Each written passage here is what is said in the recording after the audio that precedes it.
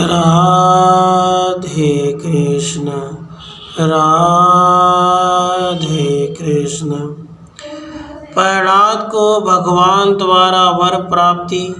प्रहलाद का आत्म चिंतन करते हुए परमात्मा का साक्षात्कार करना और उनका स्तमन करते हुए समाधिस्थ हो जाना।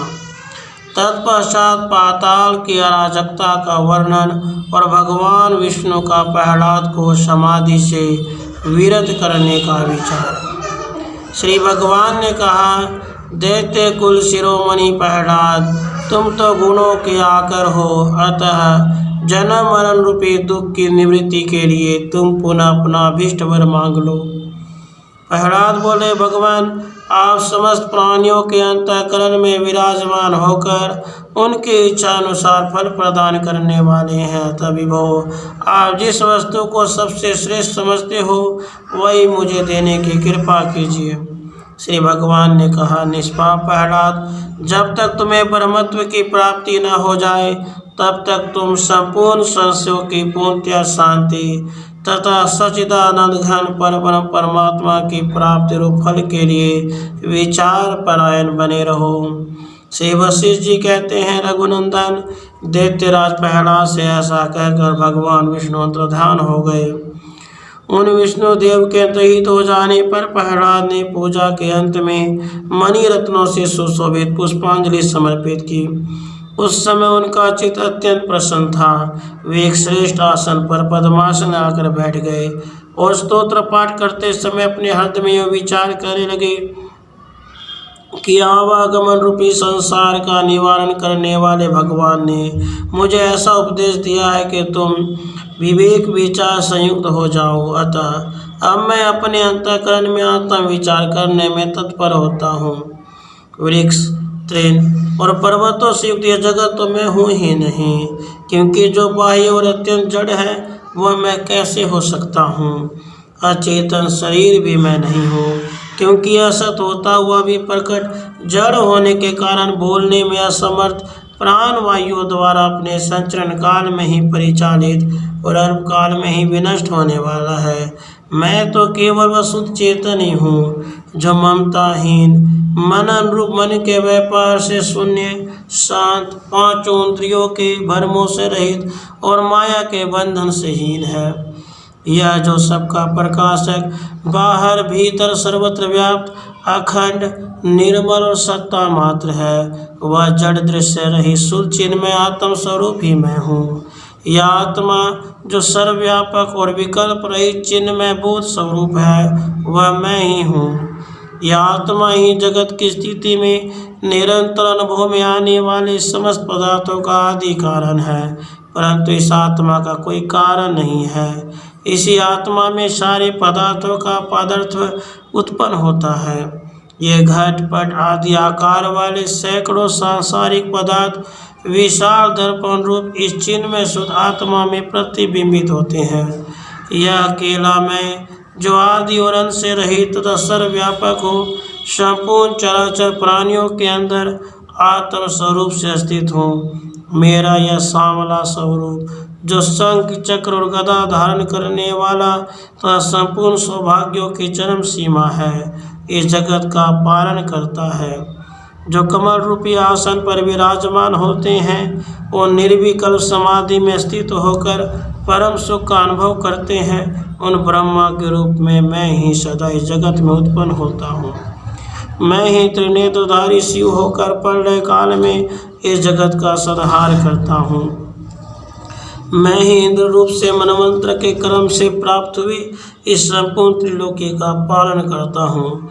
यह जो कुछ सतावत जंगम रूप जगत दृष्टि गोचर हो रहा है, संपूर्ण संकल्पों से रहित वह परम सुचेतन आत्म रूप मैं ही हूँ, जिसमें अनंत आनंद का अनुभव प्राप्त होता है तथा जो परम शांति से सुशोभित एवं शुद्ध है।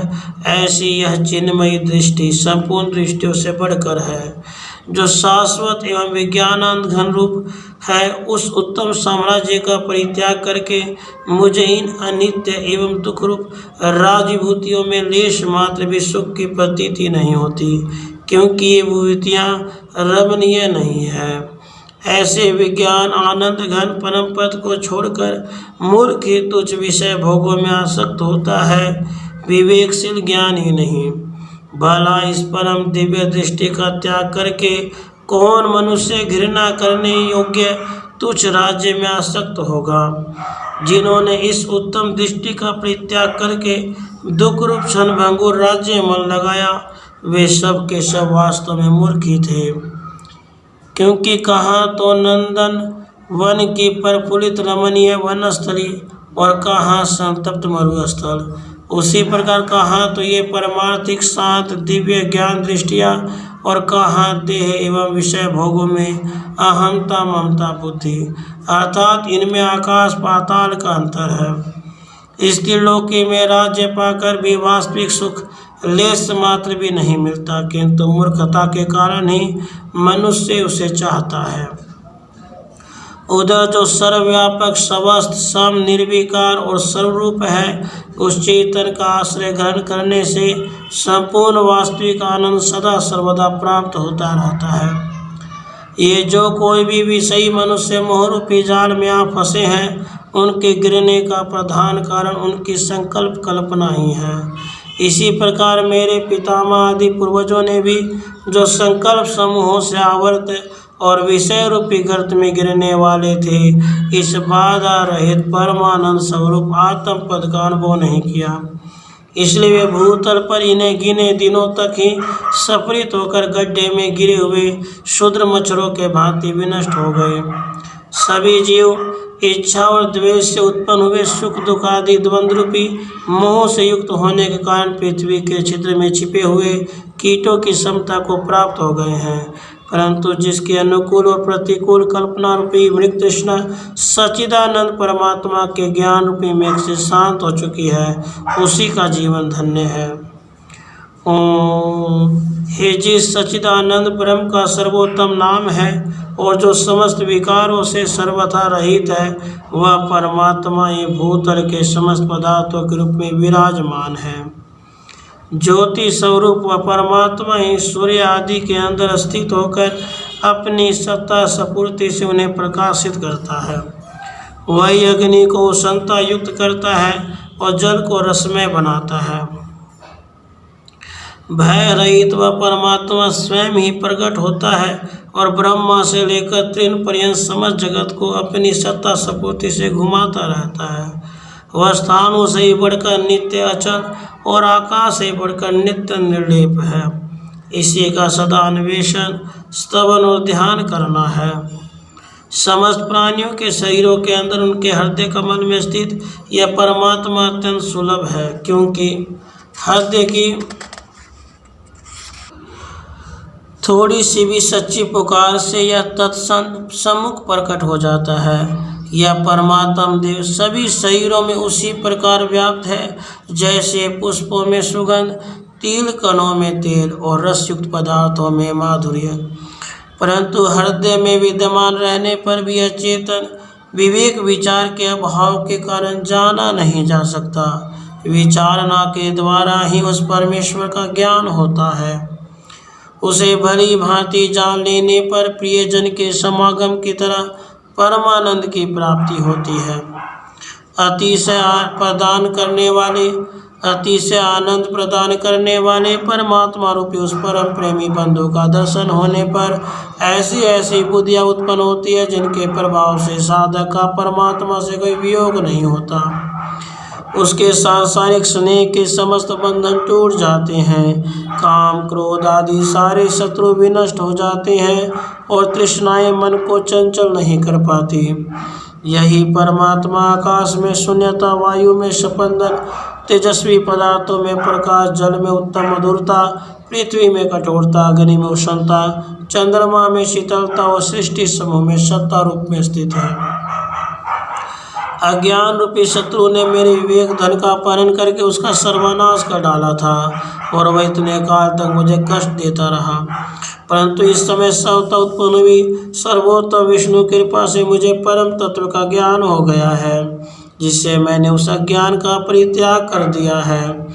इसमें मैंने उस परम ज्ञान रूपी मंत्र के बल से इस अहंकार पिशाच को शरीर रूपी वृक्ष के खोखले से बाहर निकाल दिया है, जिससे मेरा यह शरीर रूपी महान वृक्ष अहंकार रूपी यज्ञ से रहित होकर परम पवित्र हो गया है और प्रफुल्लित वृक्ष के समान सुशोभित हो रहा है। विवेक रूपी धनराशि की प्राप्ति के कारण जब मेरे दुराशा रूपी दोष सर्वथा नष्ट हो गए, तब मेरी अज्ञान रूपी दरिद्रता भी पूर्णतः शांत हो गई। अतः मैं परमेश्वर के रूप में स्थित हूँ। भगवान की कृपा से मुझे संपूर्ण ज्ञातव्य वस्तुओं का ज्ञान प्राप्त हो गया है। मैंने देखने योग्य सभी दृष्टियों को देख लिया है। इससे मुझे वह वस्तु प्राप्त हो गई है जिसके पा लेने पर कुछ भी पाना अवशिष्ट नहीं रह जाता। सौभाग्य की बात है कि मैं उस ऊंची एवं विस्तृत परमार्थिक भूमि को प्राप्त हो गया हूँ जिसमें अनर्थों का नाम निशान नहीं है। विषय रूपी सर्पों का अत्यंत अभाव हो गया है। अज्ञान रूपी कोहरा सर्वथा नष्ट हो गया है। आशा रूपी मृग तृष्णा शांत हो चुकी है, जिसकी सारी दिशाएं रजोगुण रूपी धूल से रहित हो गई है, जिसमें शांति रूपी शीतल छाया वाला वृक्ष लहलहा रहा है। भगवान विष्णु की स्तुति, प्रणाम और प्रार्थना करने से तथा सम एवं यम के नियमों के पालन से मुझे इस सच्चिदानंद घन परमात्मा की प्राप्ति हुई है और उन्हीं की कृपा से मैंने परमात्मा को स्पष्ट रूप से देखा और समझा भी है। वह अविनाशी एवं अहंकार रहित विज्ञान घन परमात्मा भगवान विष्णु की कृपावश चिरकाल से मेरी स्मृति में सुदृढ़ रूप से स्थित हो गया है, जिससे मेरा मोह पूर्णतः शांत हो गया है। अहंकार रूपी राक्षस नष्ट हो गया है और मैं दुराशा रूपी पिशाचनी से मुक्त हो गया हूँ। अतः मेरा संताप मिट गया है। सबसे बड़ी हर्ष की बात तो यह है कि मेरी बहुत सी दुर्वासनाएं जो दुराशाओं तथा दीर्घकाल से दुष्ट देह आदि में आत्मत्व के अभिमान से मलिन एवं भय रूपी सर्पों के हित कारणी थी, भगवान के ध्यान से विनष्ट हो गई है। मैंने सच्चिदानंद घन परमात्मा का साक्षात्कार कर लिया है और उन्हें भली भांति जान भी लिया है। मुझे उनका यथार्थ अनुभव भी हो गया है, इसलिए उनका नित्य संयोग मुझे प्राप्त है। अब मेरा मन जिसके विषय भोग संकल्प विकल्प इच्छाएं पूर्णतः नष्ट हो गई है, जो अहंकार से सर्वथा मुक्त है, जिसमें आसक्ति और विषय भौगिक उत्कंठा लेश मात्र भी नहीं रह गई है और जो बाहर भीतर की चेष्टाओं से रहित हो गया है, संसार से उपराम होकर परमात्मा में लीन हो गया है। यूँ समस्त पदों से उत्कृष्ट आनंद रूप परमात्मा चिरकाल से मेरी स्मृति में स्थित हुए हैं। हे भगवान, बड़े सौभाग्य से आप मुझे उपलब्ध हुए हैं, अतः परमात्मा के लिए मेरा नमस्कार है। हे प्रभु, मैं चिरकाल से आपका दर्शन करते हुए प्रणाम करके आलिंगन कर रहा हूँ। भला त्रिलोकी में आपके अतिरिक्त मेरा परम प्रिय बंधु और कौन हो सकता है। विश्व को उत्पन्न करने वाले भी वो, आपने अपनी सत्ता स्फूर्ति से संपूर्ण विश्व को परिपूर्ण कर रखा है। इसी कारण सर्वत्र आपका नित्य अनुभव होता है, अतः आप कहाँ भाग कर जा सकते हैं, अर्थात अदृश्य हो सकते हैं।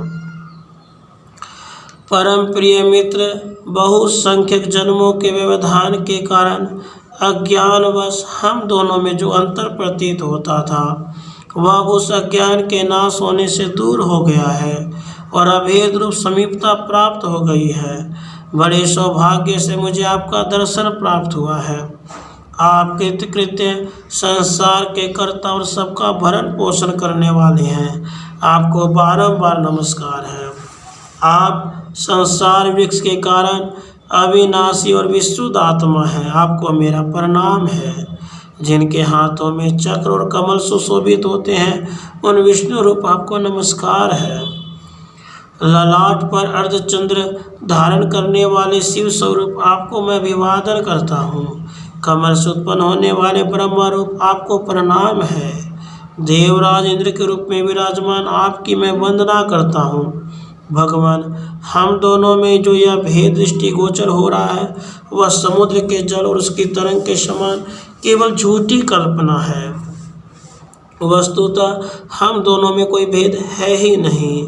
आप सृष्टिकर्ता, सबके साक्षी रूप और अनंत रूपों में प्रकट होने वाले हैं। आपको पुनः बार बार प्रणाम है।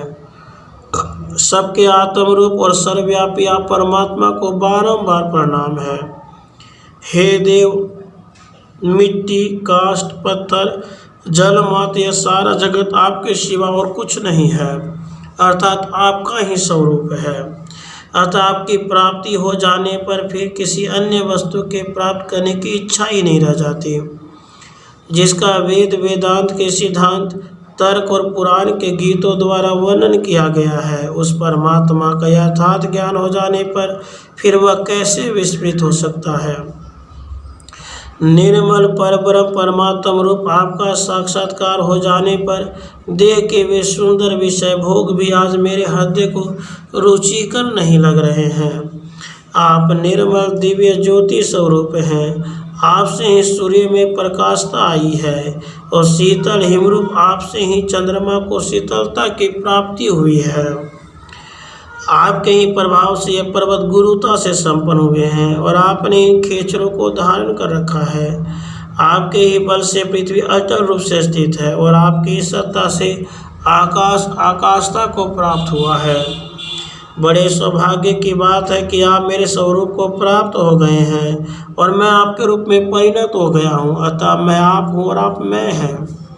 इसलिए देव, अब हम दोनों में भेद नहीं रह गया, अर्थात हम एक ही भाव को प्राप्त हो गए हैं। इसमें भी मेरा सौभाग्य ही कारण है। मेरा आत्मा जो सम, शुद्ध, साक्षी रूप, निराकार और दिशा, काल आदि से रहित है, उसी में आप स्थित हैं। आपका स्वरूप सूक्ष्म से भी सूक्ष्म है।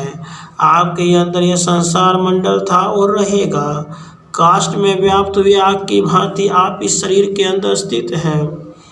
आप इस सर्वोत्तम अमृत स्वरूप रस हैं और तेजस्वी पदार्थ को प्रकाशित करने वाले भी आप ही हैं।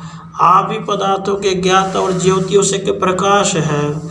जैसे सुवर्ण में कड़े बाजूबंद कई आदि आभूषणों का आरोप किया जाता है, उसी तरह सांसारिक पदार्थ समूह आप में ही आरोपित है। आपको प्राप्त कर लेने पर प्रारब्धानुकूल प्राप्त हुए सुख दुख का प्रवाह समूल नष्ट हो जाता है। ठीक उसी तरह जैसे सूर्य के प्रकाश को पाकर अंधकार का अर्थात गर्मी को पाकर हिम का नाम निशान मिट जाता है। हे भगवान, ये सारा विश्व आप ही का स्वरूप है। आपकी जय हो। आप शांति परायण, सभी प्रमाणों से परे और संपूर्ण आगमों द्वारा जानने योग्य हैं। आपकी बारंबार जय हो। आपकी बारंबार जय हो। श्री वशिष्ठ जी कहते हैं, हे रघुनंदन, शत्रु वीरों का संहार करने वाले प्रहलाद इस प्रकार परमात्मा का चिंतन करते करते निर्विकल्प परमानंद स्वरूप परमात्मा में समाधिस्थ हो गए। अपने महल में यूँ समाधि अवस्था में पड़े हुए दैत्यवंशी प्रहलाद का बहुत सा समय व्यतीत हो गया। उस समय यद्यपि असुर श्रेष्ठों ने उन्हें जगाने की बहुत चेष्टा की, फिर भी आज समय में उन महाबुद्धिमान की समाधि भंग न हुई। यह निश्चल ब्रह्म स्वरूप एवं शांत हुए प्रहलाद बाह्य दृष्टि शून्य होकर हजारों वर्षों तक उस दैत्य नगरी में समाधिस्थ पड़े रहे। उस समय हिरण्यकश्यप मर चुका था, उसके पुत्र प्रहलाद समाधिस्थ हो गए थे। अतः जब पाताल में कोई अन्य राजा नहीं रह गया, तब दानवों को अपने अधिपति का अभाव खटकने लगा। इसलिए उन्होंने प्रहलाद की समाधि से जगाने के लिए घोर प्रयत्न किया, परंतु वे नहीं जगे। तब उस राजा रहित नगर में बलवान दैत्य लुटेरों की तरह स्वेच्छा अनुसार लूटपाट करने लगे, जिससे उद्विग्न होकर अन्य दैत्य अपनी अभिज दिशाओं में भाग गए। उस अराजकता के कारण पाताल लोक चिरकाल के लिए मास न्याय से अस्त व्यस्त और मर्यादा रहित हो गया। बलवान बड़ा मत्स्य अपने से छोटे निर्बल मत्स्य को निगल जाता, इसी को मात्स्य अन्याय कहते हैं। वहाँ बलवानों ने दुर्बलों के नगर छीन लिए। मर्यादा के कर्म का सर्वथा विनाश हो गया। सभी लोग स्त्रियों को पीड़ा पहुँचाने लगे। पुरुषों के प्रलाप और रोदन के शब्द चारों ओर व्याप्त हो गए। लोगों ने एक दूसरे के वस्त्र छीन लिए। नगर का मध्य भाग खंडहर के रूप में परिणत हो गया। कीड़ों ध्यान नष्ट भ्रष्ट हो गए। सारा राज्य व्यर्थ के अनर्थों से पीड़ित हो गया। दिशाएं धूल से व्याप्त हो गई। अन्न फल और बंधु बांधवों का अभाव हो गया। इस प्रकार आकस्मिक उत्पात से वश होकर सारा असुर समुदाय चिंताग्रस्त हो गया। उस समय वह असुर मंडल भय से उद्विग्न हो गया था। वहाँ स्त्रियों, धन, मंत्र और युद्ध मर्यादाहीन हो गए थे। जिनके धन और स्त्रियों का अपहरण हो गया था, उनका करुण क्रंदन चारों गूंज रहा था, जिससे वह दैत्य समाज कलयुग आने पर लूटपाट करने वाले क्रूर लुटेरों सा जान पड़ता था। राघव उसके बाद एक बार शेष या विराजमान शत्रुसूदन श्रीहरि, जो लीला पूर्वक संपूर्ण जगत का पालन करते हैं, देवताओं की प्रयोजन सिद्धि के लिए अपनी बुद्धि से सांसारिक स्थिति का निरीक्षण करने लगे। पहले उन्होंने मन ही मन स्वर्गलोक का अवलोकन किया, तत्पश्चात भूतलवासियों के आचरणों का निरीक्षण किया। फिर वे मन से ही शीघ्र देवता द्वारा सुरक्षित पाताल लोक में जा पहुँचे। वहाँ उन्होंने देखा कि दानवराज प्रहलाद अटल समाधि में स्थित है, जिससे अमरावतीपुरी में संपत्ति की भरपूर वृद्धि हो गई है। तब जो शेषशैया पर पद्मासना कर बैठे थे, तब जिनके हाथों में शंख, चक्र और गदा सुशोभित हो रहे थे, उन भगवान नारायण के मन में ऐसा विचार उत्पन्न हुआ कि मैं रसातल में जाकर दानवराज प्रहलाद को उसके कर्म में पहले की तरह उसी प्रकार स्थापित करूँगा, जैसे वसंत ऋतु वृक्ष को पुनः उसकी पूर्व दिशा में ला देती है।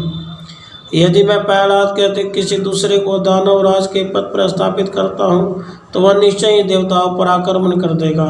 साथ ही प्रहलाद का यह अंतिम शरीर परम पावन है।